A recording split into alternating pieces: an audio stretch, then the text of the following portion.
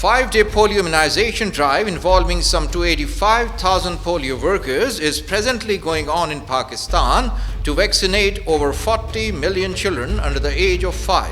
Officials of National Emergency Operations Center has informed NewsPakistanTV that a supplementary dose of vitamin A drops are also being administered to children aged 6 to 59 months during the campaign to build general immunity among children to protect them from polio and other diseases. Unfortunately, a policeman accompanying the anti-polio team was shot dead in KPK by unknown gunmen today.